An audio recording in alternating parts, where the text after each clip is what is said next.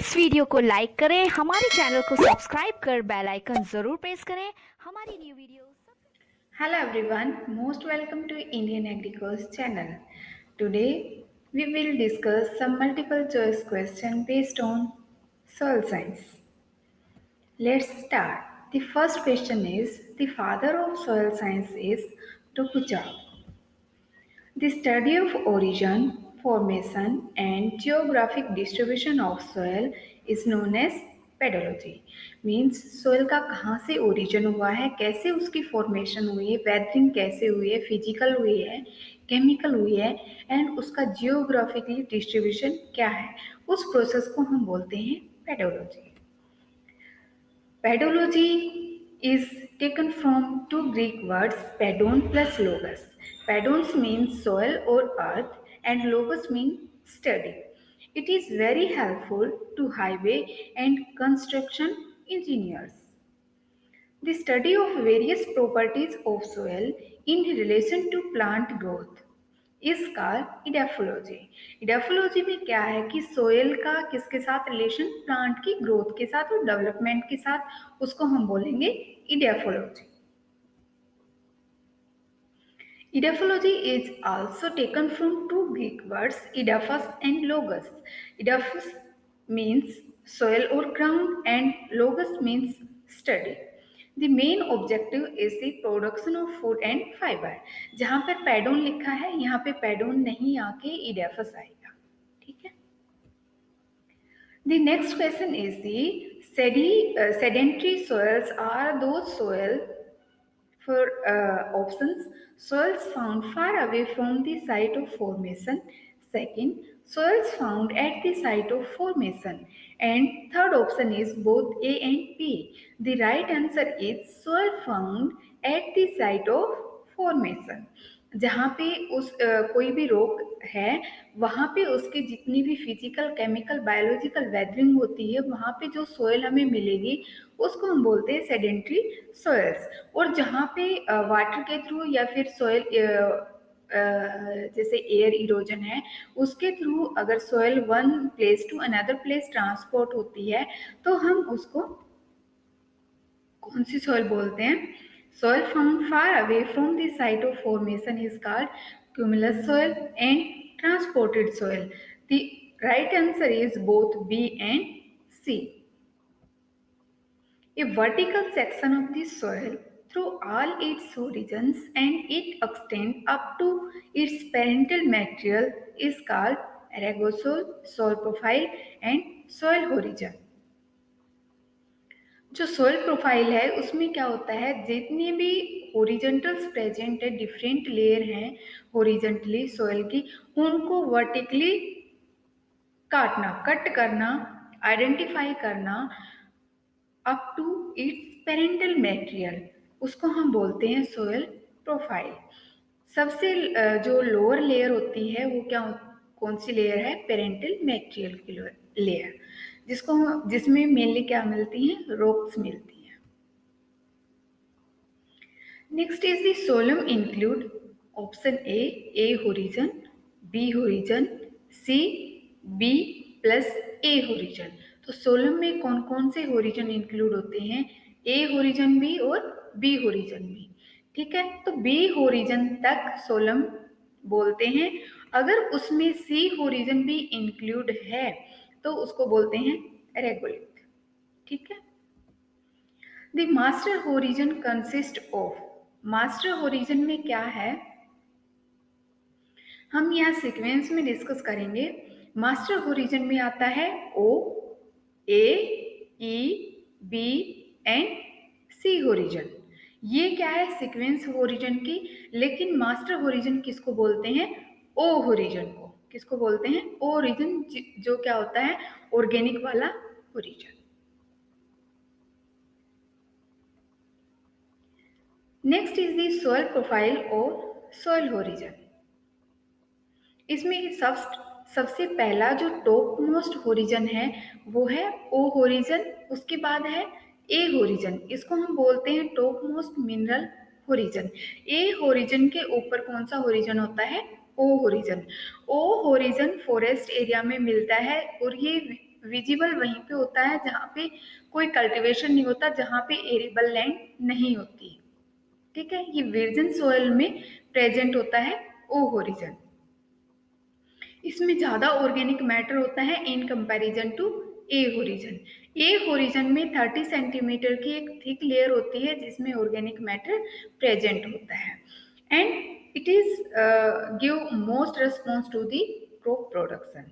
And E horizon को हम बोलते हैं इलुविएशन। इलुविएशन मीन्स इससे जितने भी क्ले है, आयरन है, एल्यूमिनियम ऑक्साइड सब वो सभी लीज डाउन होके बी होरिजन के अंदर चले जाते हैं और उनको बोलते हैं आइलुवियल zone.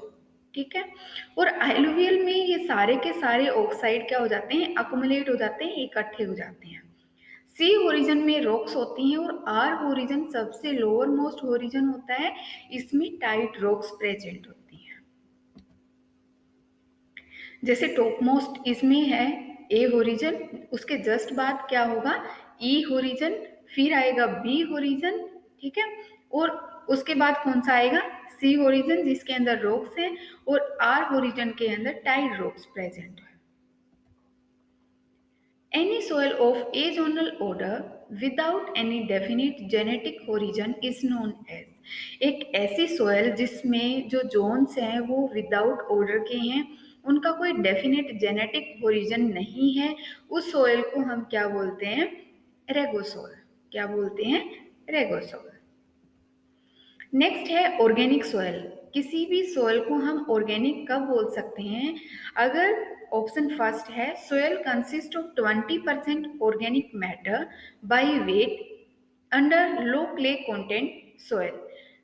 Option B soil having 30% organic matter by weight under high clay content soil, and option C both A and B. This C option is right answer. अगर किसी भी सोयल में क्ले कंटेंट कम है तो उस सोयल के अंदर 20% by wait organic matter present होना चाहिए। ठीक है, अगर किसी सोयल में क्ले कंटेंट ज़्यादा है तो उस सोयल के अंदर 30% organic matter by wait present होना चाहिए, तभी हम उस सोयल को क्या बोलेंगे, ऑर्गेनिक सोयल। ठीक है, तो राइट आंसर क्या हुआ, C. Major components of soil. Soil के मेजर कंपोनेंट्स क्या हैं, 4 हैं, जिसमें फर्स्ट है मिनरल सोयल। मिनरल सोयल 45% है। सेकंड है ऑर्गेनिक सोयल, इसका पोर्शन है 5%। थर्ड है एयर, उसका पोर्शन है 20 to 30%। और वाटर फोर्थ नंबर पे है और इसका प्रोपोर्शन कितना है, 20 to 30%। क्योंकि जो सोयल है वो 3 फेजेस में प्रेजेंट है, first solid, liquid and gases. जो सॉलिड है, सॉलिड में आएगा mineral soil plus organic soil, जो कौन सा कितना प्रोपोर्शन बनाएंगे दोनों मिलके 50%। लिक्विड में आएगा वाटर, वो बनाएगा 20 to 30%। और गैसेस में आएगी एयर, जो बनाएगा 20 to 30%। सॉलिड और लिक्विड और गैसेस का 50% क्या होगा, प्रोपोर्शन होगा। जैसे mineral soil plus organic soil, ये क्या होगी, सॉलिड, प्रोपोर्शन हो गया 50%। ठीक है, गैसेस में होगा 25%, वाटर का होगा 25%, दोनों का अगर मिलाएंगे तो कितना होगा, 50%, और सॉलिड को इनके साथ मिक्स करेंगे तो कितना होगा, 100%। Next is the proportion of soil components determine the soil suitability for plant growth and development.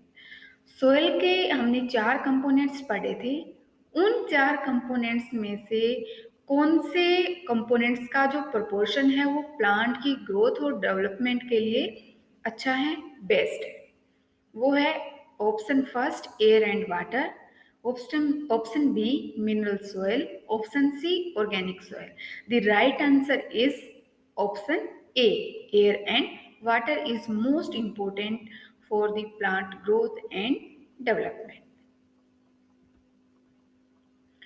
Mineral soil पहले क्या था, ऑर्गेनिक सॉइल हम किसको बोलेंगे, अब है मिनरल सॉइल हम किसको बोलेंगे। मिनरल सॉइल किस में है, ए ओरिजिन में, ठीक है। ऑप्शन है विच soil having less than 20% organic matter. अगर किसी सॉइल के अंदर 20% बाई वेट ऑर्गेनिक मैटर है तो हम उसको ऑर्गेनिक बोल देंगे, लेकिन अगर लेस देन 20 है तो हम उस सॉइल को क्या बोलेंगे। Soil have organic surface layer up to 30 centimeter thick and shows property like mineral soil. And third one is it is the physically and biochemically weathered upper portion of the regolith. Regolith में तीनों आते हैं ना, A horizon, B horizon and C horizon, ठीक है। तो ये जो तीनों ऑप्शन है, तीनों क्या है, राइट है।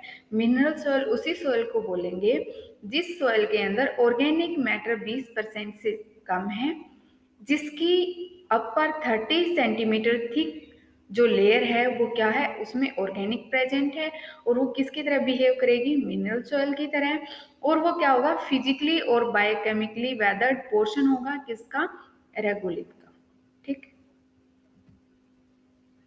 Next is the physical weathering involves agents such as temperature, hydrolysis and thawing.